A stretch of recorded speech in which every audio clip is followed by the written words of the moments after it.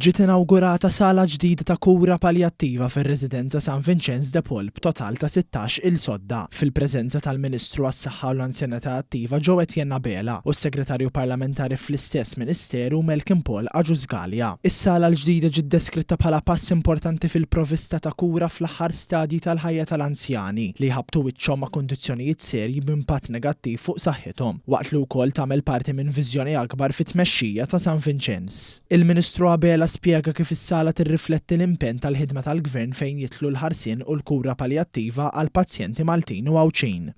Dawn huma 16 il-sodda li ħajilqgħu persuni li jistgħu jiġu mill-komunità kif ukoll minn entitajiet oħra u żgur mhux forsi ħatwassal biex il-kura b'dinjità f'din il-fażi tal-ħajja titwassal bl-aħjar mod. Min-naħa tiegħu s-Segretarju Parlamentari Agius-Gallia saħaq li din is-sala xhieda ta' kif is-servizzi tal-anzjanità attiva qed ikomplu jespandu b'mod immirat biex jilħqu l-ħtiġijiet reali tal-pazjenti.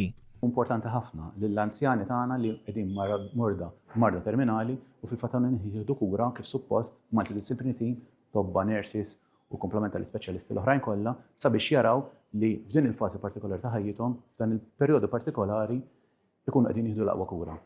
Dak huwa l-commitment għall-anzjani tagħna kwalinkwa stadju tal-ħajja tagħhom.